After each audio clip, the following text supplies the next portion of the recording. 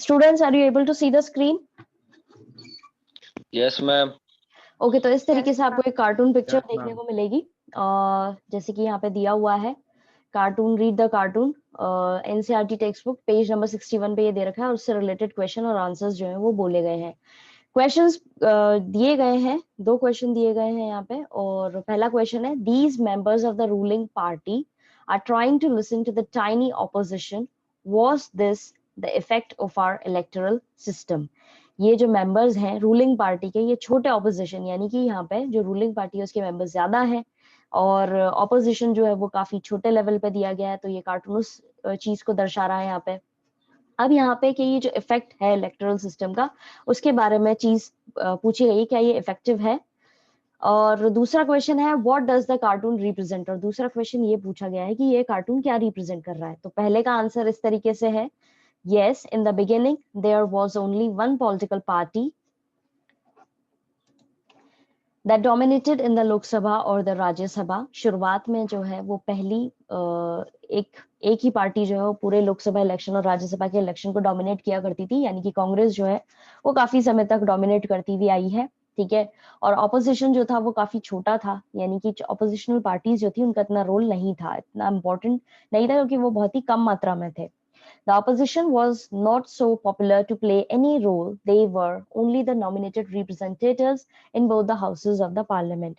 और उनको इतने ज्यादा पॉपुलर नहीं थे, साथ ही साथ उनका बहुत छोटा रोल हुआ करते थे जो दोनों हाउसेज हमारे पार्लियामेंट के अंदर, कि वो सिर्फ एक कहने के लिए एग्जिस्ट कर रहे थे कि हाँ यहाँ पे ऑपोजिशनल पार्टीज भी है, वो सिर्फ उतनी ही चीज को रिप्रेजेंट कर पाते थे। लेकिन आज के जमाने में जैसे कि बीजेपी रूल कर रही है और ऑपोजिशन में कांग्रेस है, तो कांग्रेस काफी बड़ी पार्टी रही है पहले भी और अभी भी है, और उसके द्वारा उठाया हुआ कोई भी पॉइंट होता है तो उसको इम्पोर्टेंस दी जाती है, उस पर बहस जरूर की जाती है। पहले के टाइम पे इतना ज्यादा असर नहीं था क्योंकि ऑपोजिशन इतना स्ट्रांग नहीं हुआ करता था। दूसरा क्वेश्चन जो था कि ये कार्टून क्या रिप्रेजेंट कर रहा है, वो ये है, the cartoon represents the role played by opposition party and the ruling party is making efforts to hear its voices। यहाँ पे जो दूसरा क्वेश्चन था वो ये है कि कार्टून ये रिप्रेजेंट कर रहा है कि जो ऑपोजिशन पार्टी वो अपना रोल प्ले करने की कोशिश कर रही है, यानी कि जिस चीज के लिए उसको बिठाया गया है, जिस फंक्शन के लिए उसको बिठाया गया है, वो अपना काम करने की कोशिश कर रही है। और जो रूलिंग पार्टी है, इंस्पाइट द फैक्ट कि वो काफी बड़ी पार्टी है, उसके बाद भी वो भी अपने एफर्ट्स लगा रही है कि वो उसकी आवाज को सुने। समझ में आया? Yes ma'am. तो इस तरह के आपके क्वेश्चंस आएंगे जो कार्टून बेस्ड होंगे। अलग अलग तरीके से आपको कार्टून्स मिल सकते हैं, जैसे कि यहाँ पे दिया हुआ है दूसरा, ये आपके पेज 67 में दिया हुआ है, ये भी आपकी टेक्स्ट बुक में है। Why is the universal adult franchisee compared to an elephant? Universal adult franchise जो है उसको कंपेयर क्यों किया गया है एक एलिफेंट से? An elephant is of a giant size, and in such a manner, all adults of a country above 18 years prepare a very big electoral vote. Yes, Divya, in the beginning of this video, I stated that कि मैं ये Google से पढ़ा रही हूँ because I really don't have any PDF thing.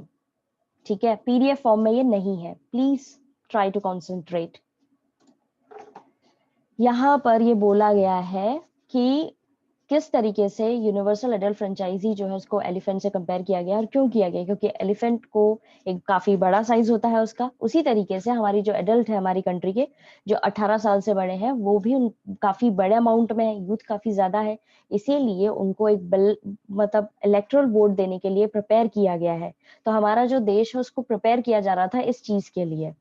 Is it unmanageable? Second question ये पूछा जा रहा है, क्या ये अनमैनेजेबल है? हाँ, ये काफी डिफिकल्ट है मैनेज करना इतने बड़े ग्रुप को, इसीलिए 1952 के अंदर ये अनमैनेजेबल चीज थी।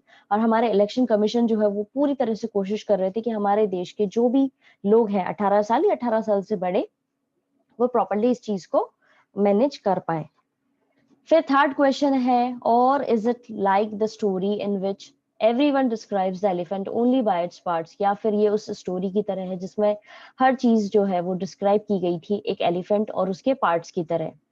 इसका आंसर है yes, in India such a huge group of adult voters in different areas belonging to different castes are described by every political party in different groups of section or interest, except elections of Lok Sabha, and different elections are conducted by election commission in different phases also. हाँ, यहाँ पे India एक बहुत बड़ा group था adult voters का, अलग अलग एरियाज के थे, अलग अलग कास्ट के थे, अलग अलग उनकी पॉलिटिकल पार्टीज थी, अलग ग्रुप के थे, अलग सेक्शन के थे, अलग उनके विचार थे। इसीलिए जो इलेक्शंस थे लोकसभा के, उसके अलावा जो बाकी इलेक्शंस कराए गए इलेक्शन कमीशन के द्वारा, उनके लिए बहुत बड़ा टास्क था, क्योंकि उनको अलग अलग हिस्सों में अलग अलग लोगों के बीच में ये चीज करवानी थी। समझ में आया? इस तरीके के आपके ऑप्शन मिल जाएंगे आपको इंटरनेट पे, आपके चैप्टर्स, कोई से भी चैप्टर से रिलेटेड, और फिर ये क्वेश्चंस आपसे पूछे जाएंगे। ठीक है, किसी को कोई दिक्कत? No ma'am. क्लियर है? Yes ma'am. बाकी बच्चे भी जवाब देंगे? Yes ma'am. ओके, तो ये थे आपके कार्टून बेस्ड क्वेश्चन।